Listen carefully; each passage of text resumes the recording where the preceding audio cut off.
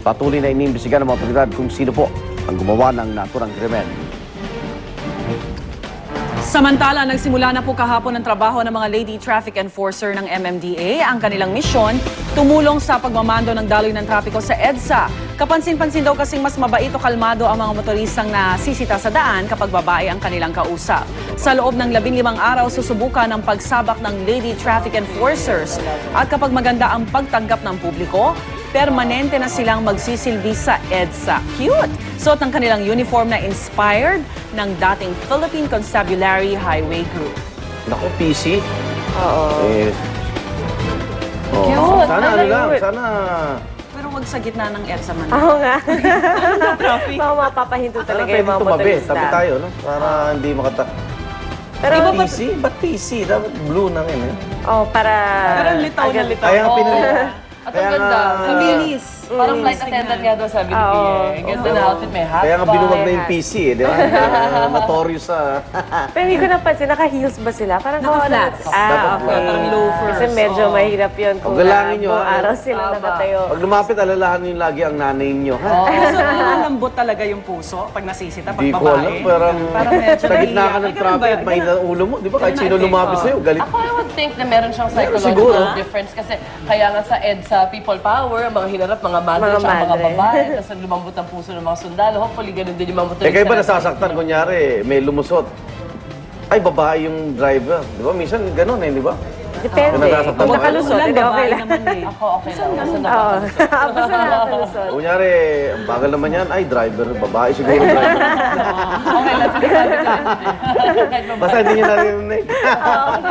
Eh, paano kaya kung babae rin yung nahuli ng babaeng traffic enforcer? Baka walang Ang effect. tagal nun, chismisan nyo. Oo, mas mahaba Ay, yung ganda usapan. ng outfit nyo.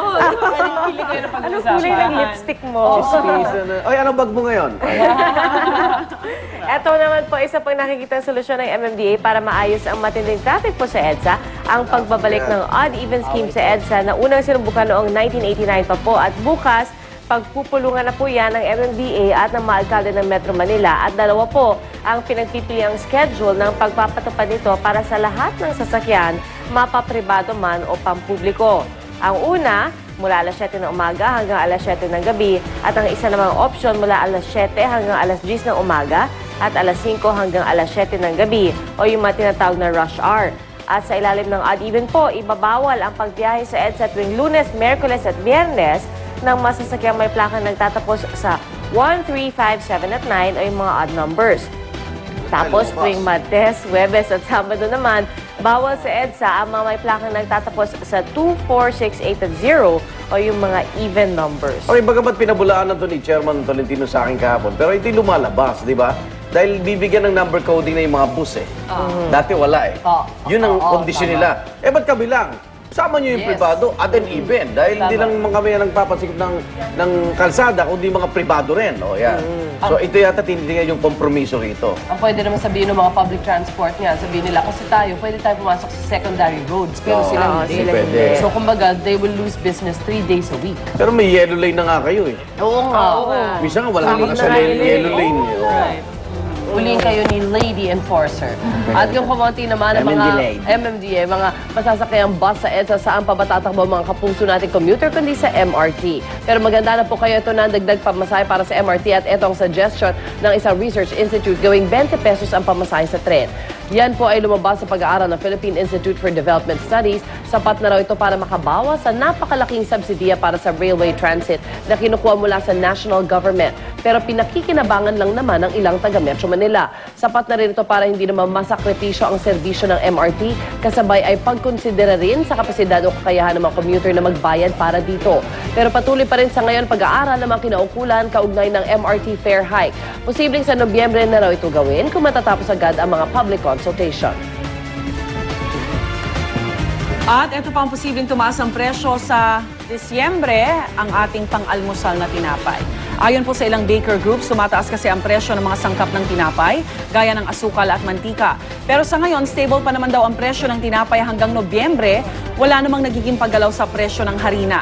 Patuloy naman ang paghikayat ng mga panadero sa publiko na tangkilikin ang tinapay. Kasabay ng nalalapit na pagdiriwang ng World Bread Day sa Sabado, kung saan magbibigay ng discount ang ilang bakery sa kanilang mga suki.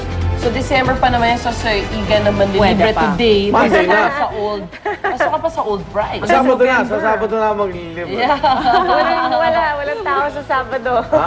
Sige, good luck sa mga Pinoy MD. Okay, dito tayo sa Pangasinan, libo-libong isda, karamihan mga bangus. My favorite, ayan. Naglutangan. Ay, bakit? At nagkamatay sa nakalipas na 2 araw sa ilang fish pen sa bayan ng Anda. Bagit 1 milyong piso ang tinatayang pinsala sa fish kill na ininalang dulot ng pagbaba ng dissolved oxygen level sa dagat. Patuloy naman ang investigasyon ng mga otoridad sa insidente. Wow! At Ang tataba, oh. Oo nga, sayang. At eto na, napakarami pa rin pong naiintriga sa real score ng love life ni Pangulong Noynoy Bakit real Aquino. score? Ano, 1-0? 1-all, gano'n? Nagsalita na. May girlfriend na ako, 1-0. Boyfriend ako, 1-1. Siyempre yung tanong nating lahat, totoo nga bang hiwalay na sila no? Ni Valenzuela Oo Councilor nga. Shalani Soledad? Wala pang naniniwala eh. Sino nga bang babaeng nakadate umano ni Pinoy sa isang mall sa Pasay Wala yun, City? busted. Eto at may sagot na po ang presidente sa eksklusibong panayam ni Jessica Soho. Diretsahan ang mga naging sagot ni Pangulong Noynoy tungkol sa mga issues sa kanyang love life. Sumagot din muli ang Pangulo tungkol sa hirap na maging isang bachelor president. Nakikipag-date. Yes, yun talaga private. Buhay ko na dito na. Kaya iiwan ko lang private. Sa totoo lang, ako na may nahalal, ako yung napasok doon sa fishbowl. Meron yung, sa lahat naman ito hindi nakaka-apekta. Hindi apektado ang mga kailangan kong gawin. So palagi ko naman pwede, kung pag-iusap ko na sa akin na lang yung parte na yan, na gusto mo ito. Pero hindi nga maganda kasi alam nila that the relationship and yet people see you with other girls. Pero hindi ko namang ugali kasi, well, I think all the parties that have a right to know, already know what the score is. So wala kami magtanong kaya. Read between the lines. Oo, yun na yun. Leave me alone. Abangan ang kabuong panayam sa Pinoy at ang Pinoy. Ulat tungkol sa unang 100 araw ni Pangulong Aquino sa October 24 po yan linggo, alas 10:30 ng gabi. Wala bang ibang tanong? Yun nga po, ano pong real score? Isang oras yan. Real score, real score. Napapagod matinag kasi mami na. Hindi kasi ang walang problema, binata siya eh. Walang problema naman. Binata siya. At medyo, di ba parang may romance na nakikita ang Pinoy, pag nakikita mong inspirado rin yung Pangulo mo na meron siyang inspirasyon din. Alam mo yun? Pero mga ganitong issue na breakup, tapos naghahanap siya ng ibang mga siyempre, lalaki din yan, di ba? Talagang aabangan at aabangan siya. Diba? Dahil pa niya yung mga prinsipe ng Britanya eh. Diba? Inaabangan din yan. Oo nga, no? Siya pa. Una-una binata nga. So, walang problema ron. Kaya nakakakilig lang, di ba, na minsan. Marami nalungkot nung hindi sila Shalani, diba? Pero siyempre, nakaabang pa rin kung sino talaga. Pangulo yan, no? Pero di ba si Chris Aquino, ang reto niya dati Jessica Soho. Jessica Soho. Single pa rin. Tinitingnan ko nga yung mga mata nila kanina.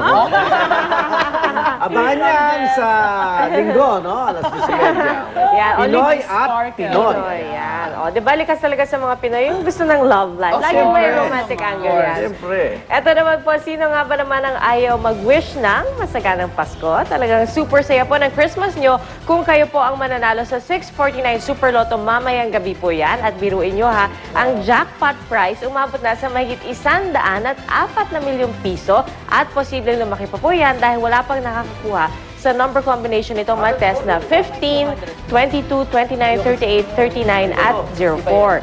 At sa mga naglaro naman dyan para sa 655 Grand Lotto, eto na po ang resulta ng draw kagabi. Tingnan niyo po ang ticket ninyo. Hinay-hinay lang po. Ang number combination ay 13, 19, 26, 54, 44 at 22. Para tayong kubrador, legal nga lang. Pero ayon po sa PCSO, wala rin po nakachamba dyan at nakakalula rin ang jackpot dito na umabot po sa mahigit 227 million pesos. So, tataas na yan. Wala kinalaman sa buhay ko yung mga numero yun. Although kalat yung numero. Ayun, 44. Pwedeng Walang maliit na maliit ha. Walang Wala, single wala single digit. digit. Wala rin. Sige, keep on dreaming. Mga ahas dyan. Magaya tayo kay Pepito.